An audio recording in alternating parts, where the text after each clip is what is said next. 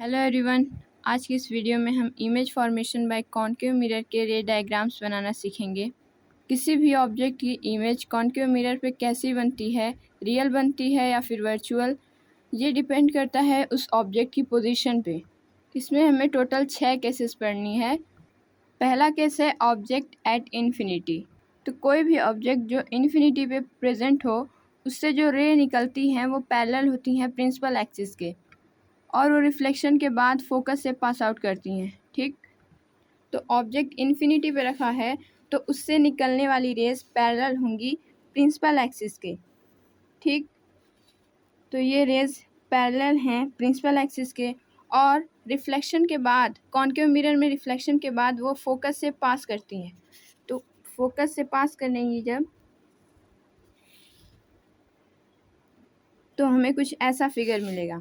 अब जहाँ दो रेज आपस में इंटरसेक्ट करें वहीं पे इमेज की फॉर्मेशन होती है। तो यहाँ दोनों रेज फोकस पे इंटरसेक्ट हो रही हैं तो इमेज बनेगी फोकस पे। तो इमेज फॉर्म्ड एट फोकस।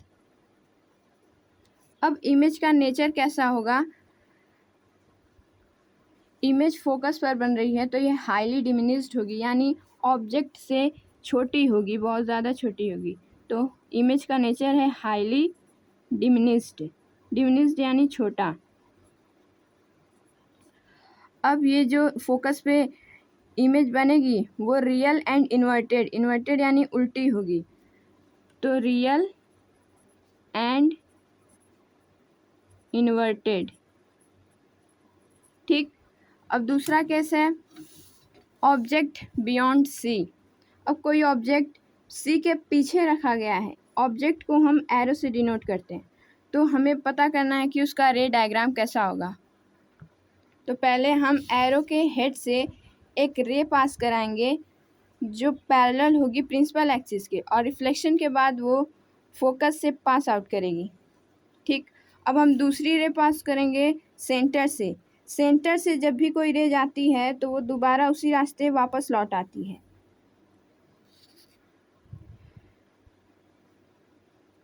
तो ये दोनों लाइंस, ये दोनों रेज आपस में इंटरसेक्ट कर रही हैं सेंटर और फोकस के बीच में। तो ये इमेज यहीं पे बनेगी, और जहाँ लाइन इंटरसेक्ट करती हैं वहाँ हम एरो का हेड बनाते हैं, फिर उसके बाद उसके टेल बनाते हैं। तो ये दोनों के बीच में बन रही है इमेज। तो लिखेंगे image formed between C and F. अब ये इमेज ऑब्जेक्ट से छोटी है तो लिखेंगे डिमिनिश्ड।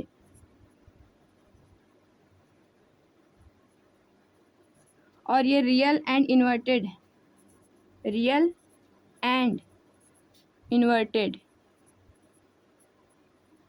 ये था दूसरा केस। अब आते हैं तीसरे केस पे। तीसरे केस में कोई ऑब्जेक्ट सी पे प्रेजेंट है तो उसका रे डायग्राम कैसा होगा? तो हम ऑब्जेक्ट को रे से रिप्रेजेंट करते हैं एरो से। तो फिर हम वही करेंगे, पहले हम प्रिंसिपल एक्सिस के पैरेलल एक रे पास कराएंगे, फिर रिफ्लेक्शन के बाद वो फोकस से पास आउट होगी। अब दूसरी रे को हम फोकस से पास कराएंगे। फोकस से जब कोई रे जाती है तो रिफ्लेक्शन के बाद वो पैरेलल हो जाती है प्रिंसिपल एक्सिस के।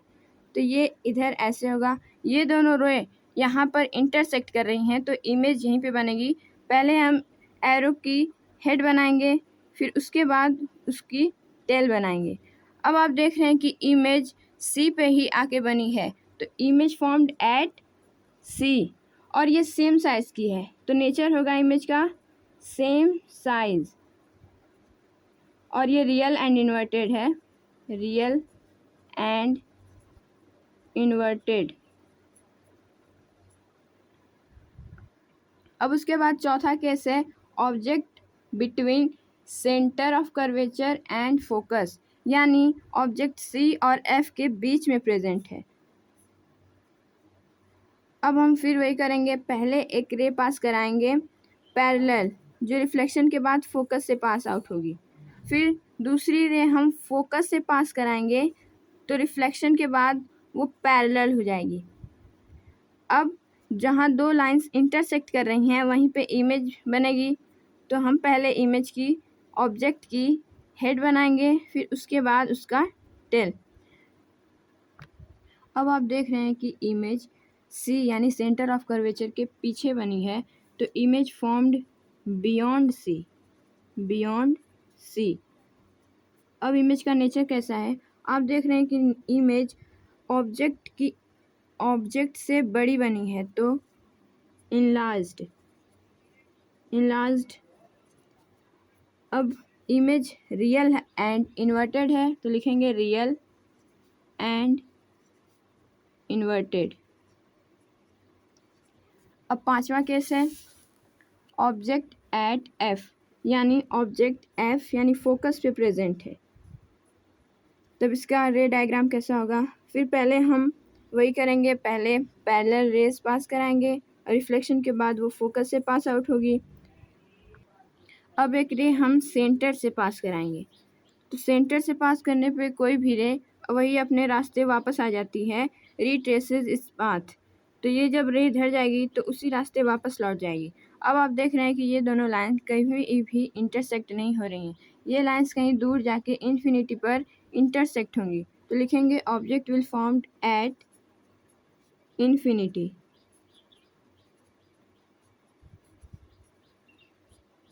और इमेज जो इन्फिनिटी भी बनेगा वो हाईली इनलार्ज्ड होगा, हाईली इनलार्ज्ड। और रियल एंड इन्वर्टेड बनेगी इमेज, रियल एंड इन्वर्टेड।